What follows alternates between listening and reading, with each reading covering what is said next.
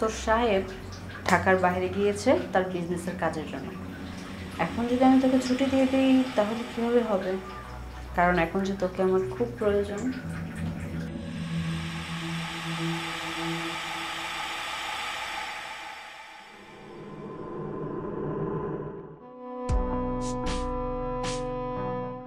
কিরে রহিম, সারাদিন কি কাজ নিয়ে বিজি থাকবি? আজকে দুপুরে খিচুড়ি রান্না করতেছি, খাবি নাকি? ম্যাম সাহেব, আপনি খিচুড়ি পাকাচ্ছেন আর আমি খাবো না, এটা কি হতে পারে? এটা তো আমার সৌভাগ্য। আপনি খিচুড়ির দাওয়াত দিচ্ছেন, অবশ্যই আমি খিচুড়ি খাবো। তাহলে এক কাজ কর, তাহলে আজকে দুপুরে চলে আয়, তোকে সুন্দর করে খিচুড়ি খাওয়াবো, ঠিক আছে? ঠিক আছে ম্যাম। আচ্ছা ঠিক আছে। এখানে এত হাসাহাসি কি আছে? আসলে রহিমকে খিচুড়ির দাওয়াত দিলাম আর কি, ওকে বললাম যে দুপুরে এসে খিচুড়ি খেয়ে যাস। তো খিচুড়ি দাও দিছো, বাড়িতে এসে খিচুড়ি খাবে, এখানে দাঁড়া এরকম হাসার কি হলো? আমি তো একটু বেশি হাসি, সেটা তো জানো তুমি। আচ্ছা তুই দুপুরে চলে আসিস, ঠিক আছে? আসো ভিতরে আসো। ঠিক আছে ম্যাম সাহেব, আমি দুপুরে একটু আগে চলে আসবো।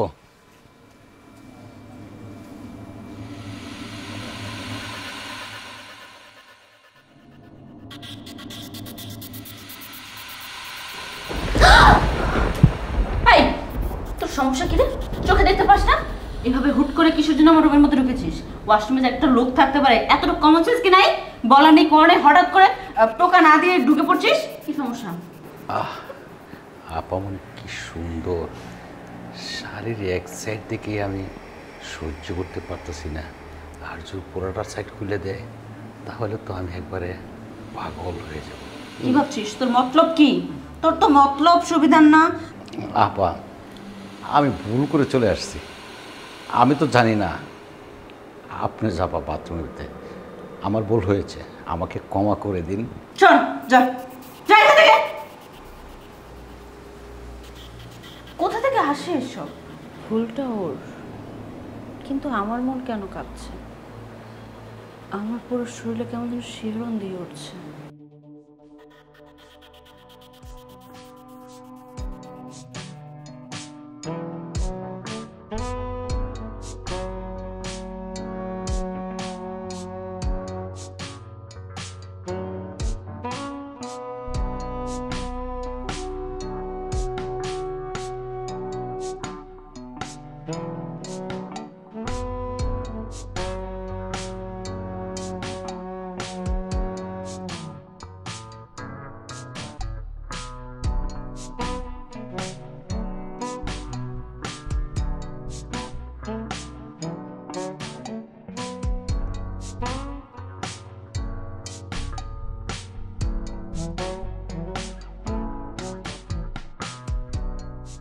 ম্যাম সাহেব, আপনাকে আমি কি হেল্প করতে পারি? তুই চাইলে আমার সব কিছু করতে পারিস। না, বলছিলাম কি প্লেট বাসন দিয়ে আমি ধুয়ে ফেলি। না থাক, তোকে এত কষ্ট করতে হবে না। আমার না ইদানিং যেন তোকে দেখে কেমন লাগে। আমি চাই না তুই এত কষ্ট করিস। আসলে সবসময় তো কাজ নিয়ে বিজি থাকিস। আমার এখন ইচ্ছে করে না যে তোকে দিয়ে কোনো কাজ করাই। এখন আমার কি ইচ্ছে করে জানিস? ম্যাডাম, আমাকে এবার ছুটি দেওয়া যায়? কেন ছুটি কেন? আমি কিছুদিন একটু বাড়ির দিকে ঘুরে ঘুরে আসি। বিশেষ করে কয়েকদিন তোর ছুটি নেই, কারণ তোর সাহেব ঢাকার বাইরে গিয়েছে তার বিজনেসের কাজের জন্য। এখন যদি আমি তোকে ছুটি দিয়ে দিই তাহলে কীভাবে হবে? কারণ এখন যে তোকে আমার খুব প্রয়োজন।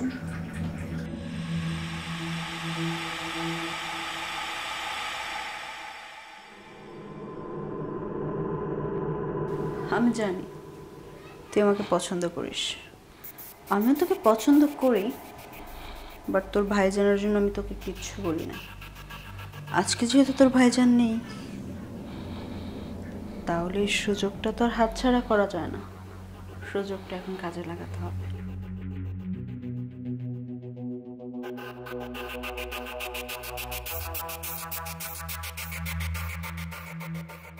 ম্যাম সাহেব, আমি ভাবতেও পারি নাই কোনোদিন আপনার সাথে আমি বের শেয়ার করবো। আমার জীবনটা আজকে সার্থক। কে আসলো? কি ব্যাপার রহিম, তুই আমার বেডরুমে কি করিস? স্যার, ম্যাম সাহেব ছাদটা তো আসলে নতুন একটা চাদর এনেছি তো, এটা জাস্ট ওকে বললাম একটু গুছিয়ে দে আর কি, এতটুকুই। এই তুই এখন যা যা। জি ম্যাডাম, যা। যাচ্ছি। যা। স্যার, আসসালামু আলাইকুম। তুমি আজকে হঠাৎ করে, তোমার আরো 2 দিন পর আসার কথা ছিল। খুব অসুবিধা করে ফেললাম নাকি? আর না, আমার তো ভালো লাগছে, মানে তোমাকে খুব মিস করছিলাম আর কি। তুমি বসো, আমি তোমার জন্য একটু পানি নিয়ে আসি। হ্যাঁ,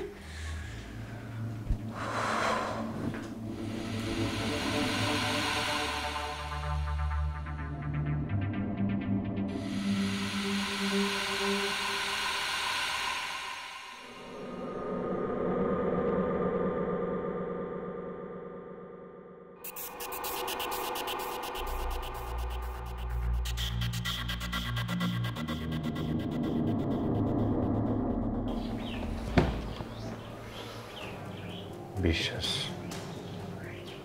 মানুষের বিশ্বাসটা যখন ভেঙে পড়ে তখন সব কিছুই নিস্তেজ হয়ে যায়। একটা বিশ্বাসের উপরে জীবনের সব কিছু ঘুরতে থাকে, জীবনের পথ চলা, সংসার, সব কিছুই। আজকে সেই বিশ্বাসের সব কিছু আমার শেষ হয়ে গেল।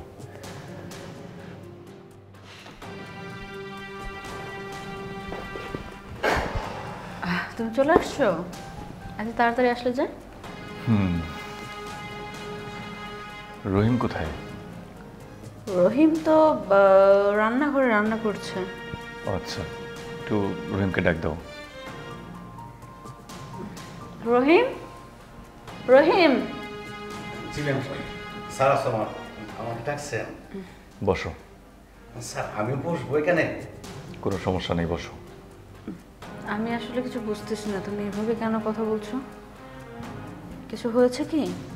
আসলে কি জানো, একটা সংসার, একটা ভালোবাসার সম্পর্ক, সব কিছু টিকে থাকে বিশ্বাসের উপরে।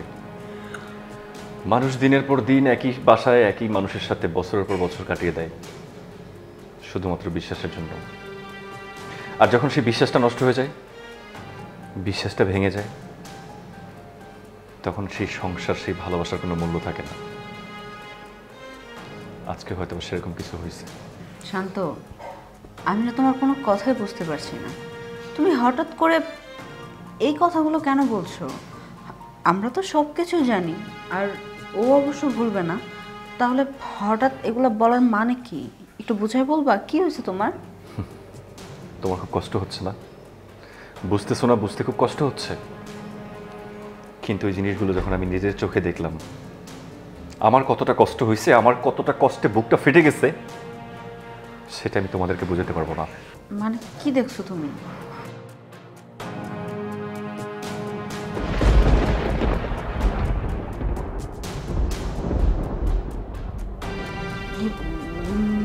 মানে ওইটা ওইটা আমি ছিলাম না, ওইটা হয়তো অন্য কেউ ছিল।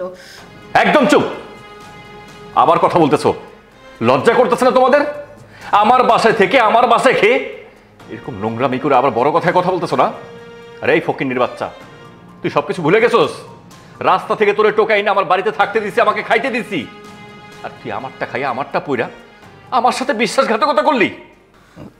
সাহেব, উনি বলতেছে উনি কিছুই জানে না। সাহেব, উনি সবই জানে। উনি নাটক করতেছে, নাটক করেন না। সব নাটকের মূল হয়েছে না আপনি, আর আপনি আমাকে দোষ দিতেছেন না। আরে কি বলছিস তুই? আমি তোকে দোষ দিই? একদম চুপ! তোকে দুজনের নাটক আমি আর একদম দেখতে চাচ্ছি না। আর একটা কথা বলবি না, এক্ষুনি আমার বাড়ি থেকে বের হয়ে যা। তোদেরকে তোদেরকে আমার যে ইচ্ছা করতেছে না। শান্ত, তুমি আসলে একটু বোঝার ট্রাই করো। আমি একদম চুপ! এখন এখানে বসে আছিস? ইয়ে, তোমাকেও বলছি, আর একটা কথা না, এক্ষুনি রহিমকে নিয়ে বাড়ি থেকে বের হয়ে যাও। যাও বলছি!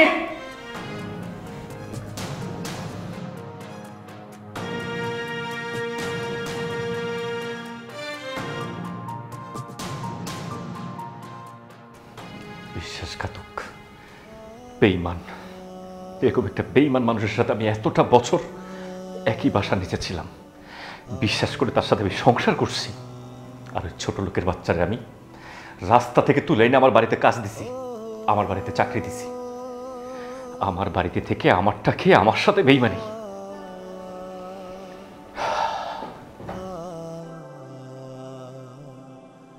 এই মোবাইল না, এই মোবাইলের জন্য আমার সুন্দর সংসারটা ধ্বংস হয়েছে। এই মোবাইলটা আমি নষ্ট করে ফেলবো, এই মোবাইলটা আমি আগুনে পুরো একদম গলায় ফেলবো।